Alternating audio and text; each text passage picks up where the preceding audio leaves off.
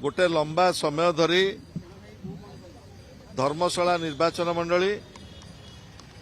विशेषकर जाजपुर जिले में जो भली भाव में आईन श्रृंखला परिस्थिति सृष्टि होती एवं जाजपुर जिलार जी आरक्षी अधीक्षक संपूर्ण प्रोत्साहन रे जो भली भाव में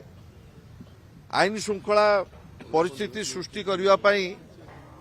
सरकारी दल जो भली भाव में चेष्टा करुछंती प्रथमे आम निंदा करुछु एवं ओडिशार गणतांत्रिक इतिहास रे जड़े एसपी एभली आभिमुख्य को आपण माने निजे देखुथुबे गला काली धर्मशालार पूर्वतन विधायक तांको घर भितर पशिकिरी जो भली भाव में बर्बरचित आक्रमण करा जायछि ये जेते कड़ा भाषा रे निंदा कले मध्य कम हबो तार प्रतिवाद रे पूर्वतन विधायक जीतू बलवंत राय आमर वरिष्ठ नेतृत्व माने काली संध्यारू आमे इठी धारणा देइछु एवं डीजी महोदय को additional DG law and order एवं वर्तमान मध्य आमे आलोचना कलु डीआईजी आमर सेंट्रल रेंज को सहित एटी स्पष्ट कर देबाकू चाहूं ये जो अमानुषिक घटना घटी ये अमानुषिक घटनार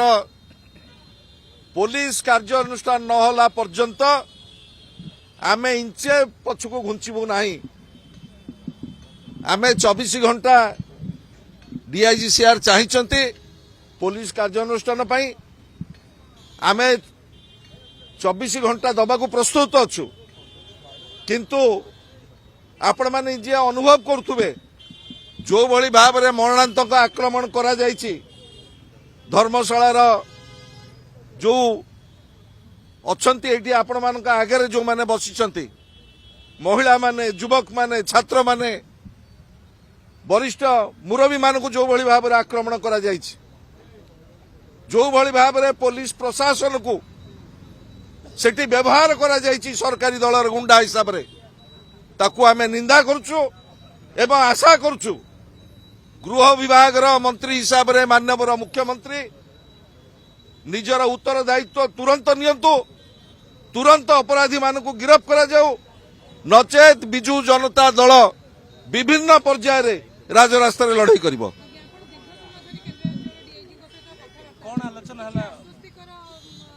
केन्द्रांचल डीआईजी आम ठारू किछि समय चाहिंचंती एवं आम उद्वेग सहित मध्य सहमत से अत्यंत दुख प्रकाश करिसंती जे एभली घटना अत्यंत निंदनीय एवं मु बाबद रे कड़ा कार्यानुष्ठान निया जिवो डीजी महोदय तांको दायित्व देइछंती आम सहित आलोचना करिवा पई एवं आमे तांको सम्मान दउछु एवं से जो 24 घंटा चाहिंचंती से 24 घंटा मध्य से समय आम दबाकू चाहूं किंतु आपण मान को एठी स्पष्ट कर देवाकू चाहे ये धर्मशाला लड़ाई नुह ये जाजपुर जिलार लड़ाई नुह ओडिशा रे पुलिस रो ए जो आभिमुख्य सरकारी दलर हाथबारी से हेकिरी पुलिस जो भली भाव में कार्यक्रम नौचंती राज्य रे जो भली भाव में आईन श्रृंखला परिस्थिति सृष्टि होची महिला निर्यातिता होचंती